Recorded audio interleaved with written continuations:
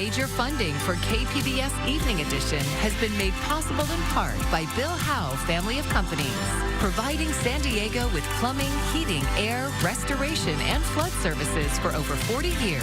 Call 1-800-BILL-HOWE or visit billhowe.com.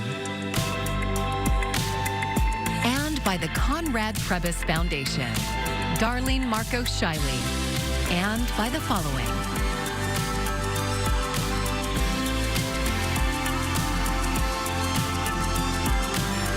And by viewers like you. Thank you.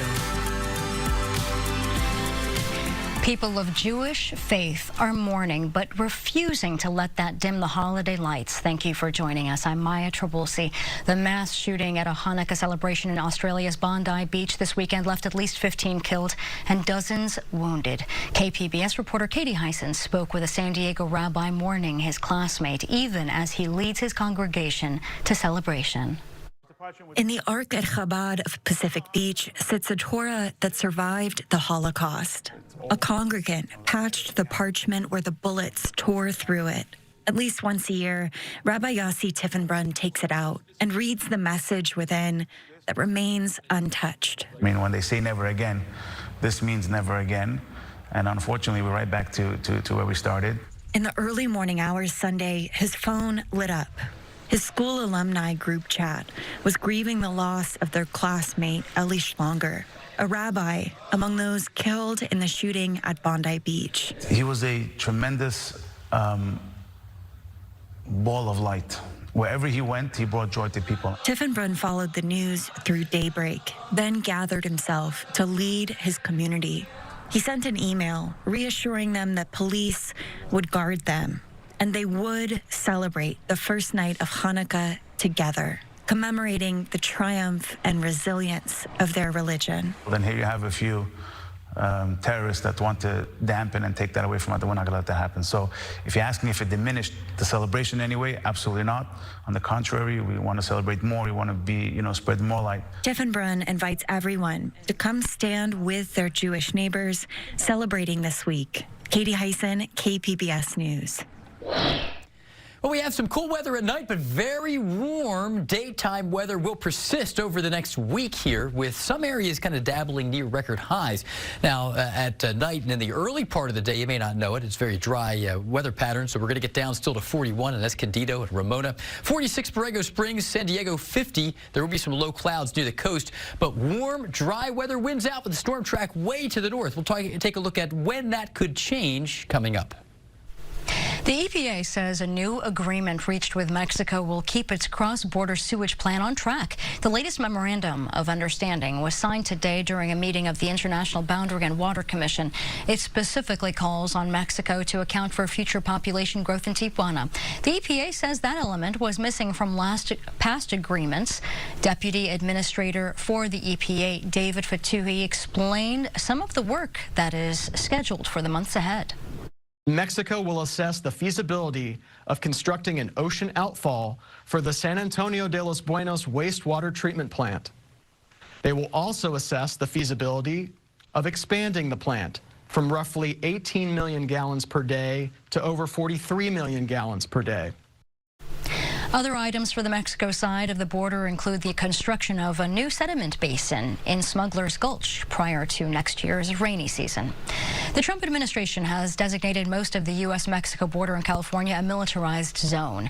Now, as KPBS military reporter Andrew Dyer explains, crossing into the area can mean extra charges for migrants. Most of the California border just became effectively a military base. Last week, the Trump administration made most of the border from the Otay Mountain Wilderness to a mile outside Yuma a national defense area. This is only the first 60 feet of U.S. territory, an area of federal land called the Roosevelt Reservation. This does a couple things. One, it allows military personnel to detain anyone caught in the area. That's important because otherwise the troops deployed to the border are limited to support work, like stringing concertina wire. The second thing it does is it allows prosecutors to pile on extra trespassing charges on any unauthorized immigrants caught in the area.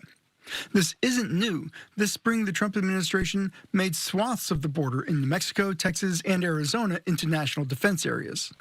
The Defense Department told us they've made more than 3,000 detentions in those areas since. But the government's had trouble getting some of these extra trespassing charges to stick. Defense attorneys argued successfully that there's no way migrants can be expected to know they're stepping onto a military base. So what's it mean for California? Good question. The Pentagon hasn't provided any more details about what the Navy's role will be. The national defense areas in other states have been operated as extensions of existing military bases, like Fort Bliss and the Marine Air Station in Yuma. Andrew Dyer, KPBS News. The Border Czar and Customs and Border Patrol commissioners say we're experiencing the most secure border in U.S. history. Border Czar Tom Homan met with top border officials near the Tijuana River Valley over the weekend, and he says illegal border crossing has dramatically declined under the current administration. The Trump administration has stated that they will prioritize the worst of the worst, but according to the New York Times, fewer than 30% of people arrested in major ICE operations have been convicted of a crime. A lot of the people we arrest that are not criminals are fugitives. They got final orders issued by a federal judge, and they became a fugitive because they didn't follow the court order. We are prosecuting everything we can. If you assault a Border Patrol agent, a CBP officer, an ICE agent, we're going to prosecute you. If you lie to a Border Patrol agent or any federal official, we're going to prosecute you. There is a voluntary self-deport option for people to return to their home countries via the CBP app. The government says it will pay for their flight home plus $1,000. San Diego County officials have recently warned of major financial challenges on the horizon. That's why a move to give out bonuses to all county employees surprised some people. For our weekly Why It Matters segment, Voice of San Diego Scott Lewis explains what happened.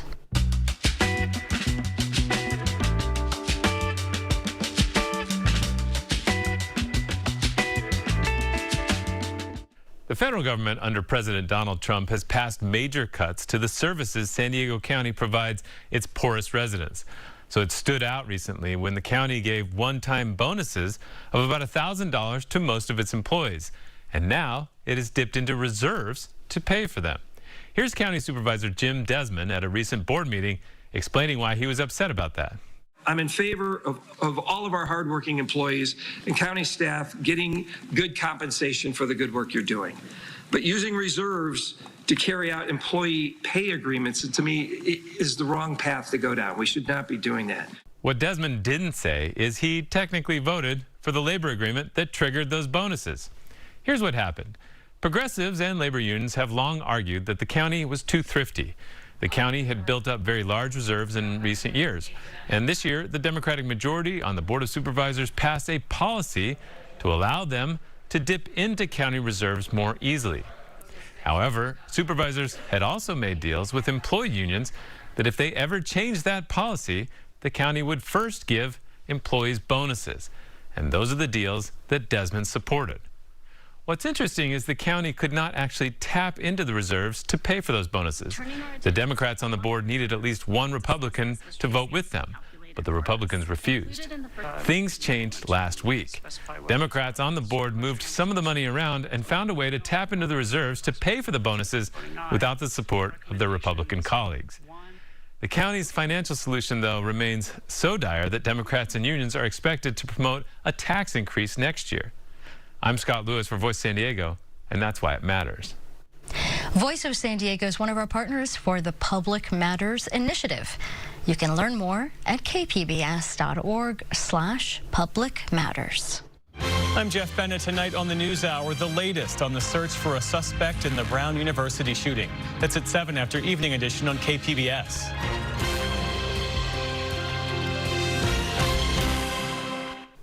A committee at San Diego State University is recommending an increase in student fees to help pay for athletics. KPBS reporter Jacob Ayer talked with a student who says she and her classmates should get a vote in on the increase. Nina Mendez is a third-year student and resident advisor at SDSU. She's already seen her tuition go up in the last few years. My family is not very high income, so it's required me to put in a lot of effort to go out of my way to get opportunities that are going to be beneficial for financing my education. Now she's concerned about a new cost that may be included in her education. Students already pay $290 a semester for an instructionally related activities fee. Those activities mostly include athletics, with a smaller amount for academic success centers. SDSU's Campus Fee Advisory Committee is considering raising those fees over a 4-year period. The latest proposal would start with an increase of $60 a semester and then go up to $120 a semester after 4 years. The school says the fee will create a more stable and predictable source of funding for student athletes and those involved in club sports that's not tied to fluctuations in the state budget. I think it'll definitely be an additional stressor to students here. The committee got feedback on their plan through something called alternative consultation. They held a series of 12 campus forums to present arguments in favor and against the proposal.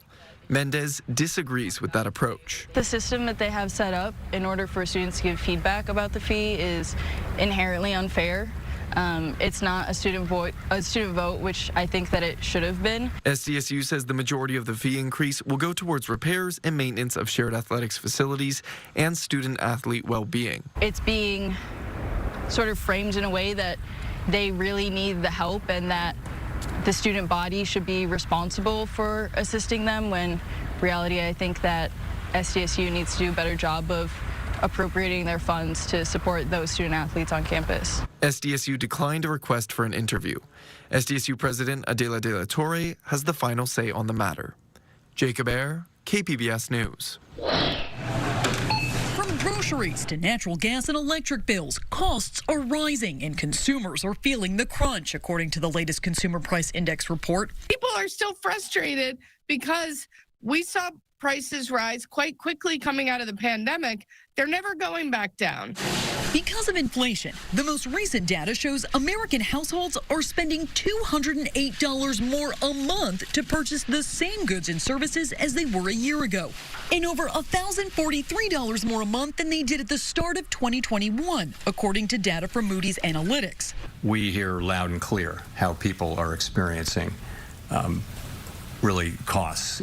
Last week, the Federal Reserve lowered interest rates by 1/4 percentage point, which will make it cheaper to borrow money for things like credit cards and car loans. One of the reasons they lowered rates was because they say inflation is cooling. If you get away from tariffs, inflation is in the low 2s, right? So it's really tariffs that's causing most of the inflation overshoot. Powell says inflation due to tariffs will likely be short-lived, but experts say that doesn't mean costs will come down. Inflation, it might slow down, but we're still going to have higher prices. Many experts say the best way for consumers to feel better about the economy is for wages to increase. For Consumer Watch, I'm Jen Sullivan. The holidays bring families and friends together who don't always share the same beliefs or even the same political views. Mandy Gaither talks to a therapist about how to protect your mental health by setting clear boundaries.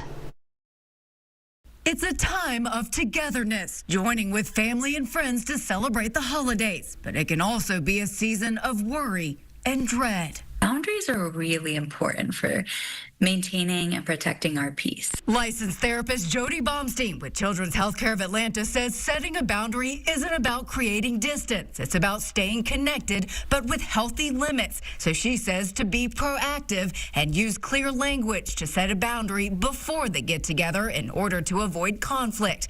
And keep that message consistent. For example, that a certain topic is off limits. And then accept that you can only control your response to things. We also spend a lot of mental energy thinking about what the other person is doing, but we don't have control over them. Baumstein says you don't have to explain why you're saying no to an invitation you feel you can't handle. Again, use clear language. But if you do go to an event, be prepared to enforce your boundaries. For example, if someone brings up a topic you've deemed off limits, you might start with a gentle reminder, but also have a plan on how you'll handle the situation if your boundaries are violated. If it comes up again, I'm going to end the conversation. Or if it comes up again, I'm going to leave the room. Or if needed, if it comes up again, I'm going to leave. For Health Minute, I'm Mandy Gaither. Seagrasses that grow in San Diego's bays and estuaries are under threat from human activities that have made their native water much more murky. But some San Diego scientists have discovered a hybrid plant that can better survive in those dark waters. KPBS SciTech reporter Thomas Fudge tells us about it. It wasn't supposed to show up here. In fact, this hybrid plant was sort of a mistake. It occurred after an oceanic seagrass called Zostra pacifica was planted near a different kind of seagrass in Mission Bay and mated with it. Malia Moore is a researcher at Salk Institute. She says a scientist friend was snorkeling there and saw some seagrass that looked kind of weird. So I swam out there, dove in there, and immediately the grass looked different. The Zostra marina eelgrass, as it's known, commonly found in Mission Bay, has thin leaves. These leaves were thicker. Genetic testing showed it was a hybrid grass that dated back to an earlier restoration effort. An oceanic eelgrass called Zostra pacifica grows below 50 to 100 feet of water. Some of that was planted in Mission Bay to see if it could better survive in the murky water than the native Zostra marina species. It didn't work. The Pacifica died off. But the hybrid formed first. So while the Pacifica was there, when it was kind of ephemerally there, it hybridized with Zostra marina and created the hybrid. So it was kind of a human accident, actually. An accident that created what seems like a hardy plant that likes the local sediment and can thrive in low-light waters, much like its oceanic parent. Murky water in bays is the result of dredging and runoff caused by humans. Is this hybrid the key to reestablishing seagrass meadows that provide fish habitat, reduce erosion, and store carbon? The hybrid has to be sustainable, of course, and this one might have some reproductive issues. Consider the mule. Its parents are a horse and a donkey, and it carries qualities of both. But the mule typically cannot sexually breed and produce more mules. Is this hybrid seagrass like a mule, which can only create one generation? Like many seagrasses, this hybrid has created new clones through its root system, but clonal reproduction may not be sustainable. It's great that it reproduces clonally. That's awesome. But you also want it to be able to reproduce sexually so it can mix and create genetic diversity and spread faster and respond to stress. Salk Institute research professor Todd Michael was the senior author of the study. The core finding is that the hybrid itself takes genes from the Pacifica genome and provides better low-light tolerance to the plant overall. And he says that holds promise. Being able to plant Zostra or restore with Zostra that's attuned to a very specific environment could decrease the failure rate of the restoration. One bonus factor to restoring eelgrass meadows is they do taste pretty good. Michael says some native communities in Baja dine on their seeds, and some restaurateurs are taking notice. Thomas Fudge, KPBS News.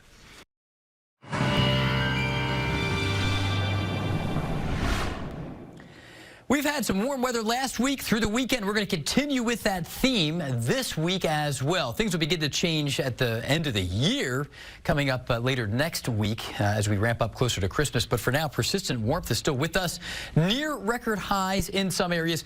Probably not San Diego proper, but in inland areas, we're getting close to record highs at times, almost each day this week.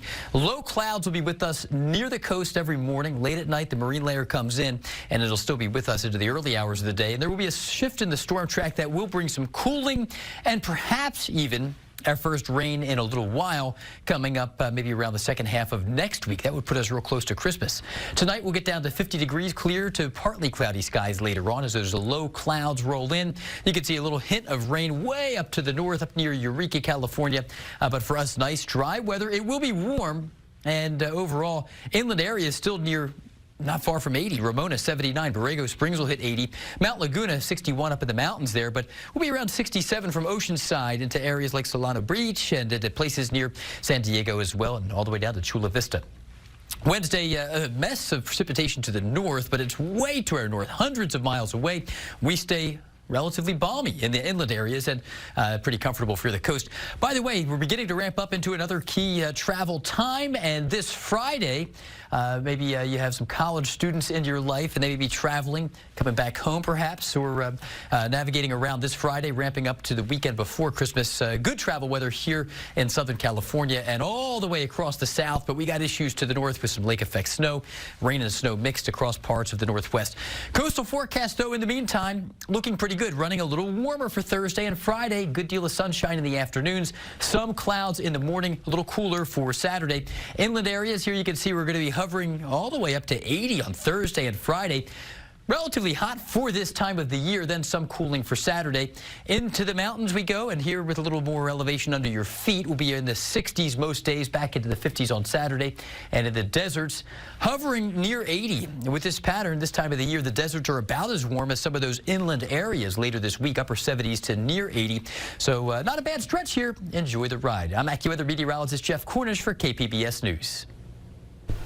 Beautiful weather. Really can't complain about that this time of the year. Well, community can be difficult to find in the digital age, and that is where Creative Mornings comes in.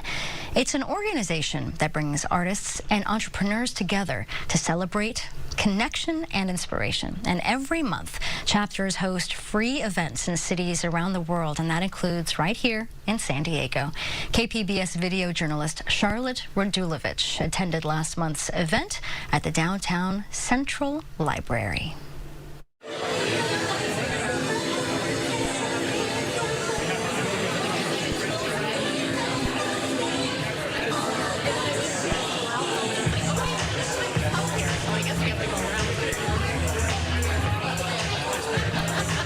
Creative Mornings is, to me, a community of creatives that care about each other.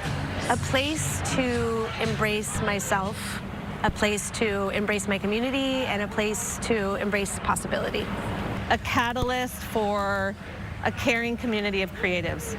A place to connect with like-minded individuals who also are very diverse in their own right, who are out there doing creative, exciting things, and to just have a place to belong.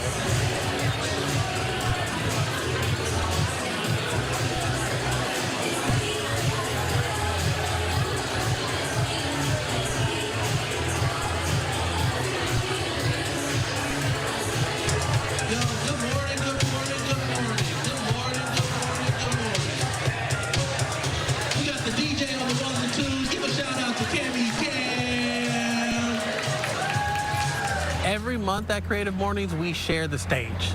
We try to let people know that this is not just Creative Morning stage. You're not just here to listen to people, you're here to participate. We have our 30-second pitches where we help people pitch their idea and their company and their brand to the crowd and the audience. I want to invite you all to a very special story time on Small Business Saturday. That's the 29th. This is my latest picture book. It's called Happy Friendsgiving, a Thanksgiving celebration of found families. When you're an artist and you work solo in your house all the time, it's so important to find community. And as the talk today was about, like, finding your growth squad.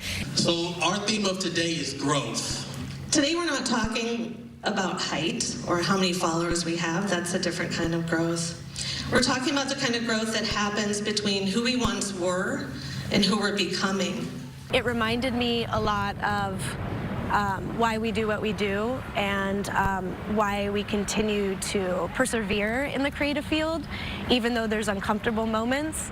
All those feelings we avoid, regret, envy, fear, those are not obstacles. They're little signs telling you you're on the edge of expansion. I think people expected there to be a message. I mean, communication is really important to me. And I think people expected to feel a sense of belonging and community, and that me being the speaker would help cultivate and create that environment for everybody. Free coffee, free donuts, free community, accessibility, and gyms that not only inspire your career and your life, but gyms that you can apply within your community, within your family, and within your creative practice. The next Creative Mornings is December 19th. And y'all have a great weekend.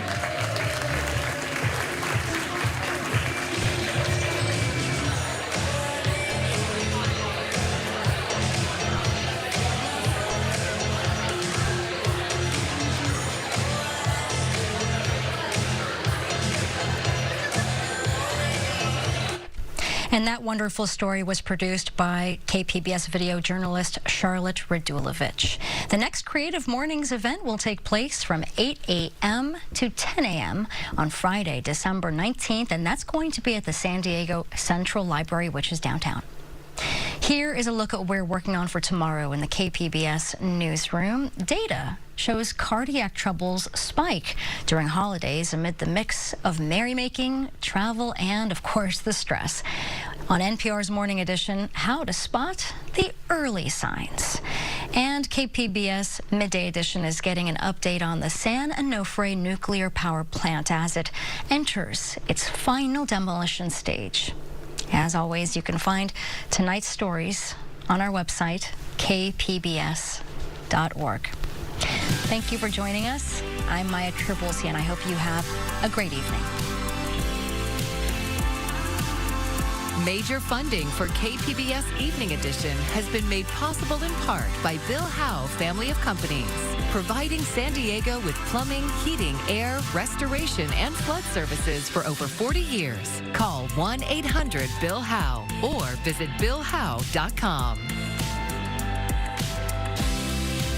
And by the Conrad Prebys Foundation, Darlene Marco Shiley, and by the following.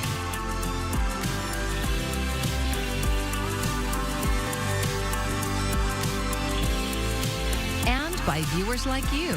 Thank you.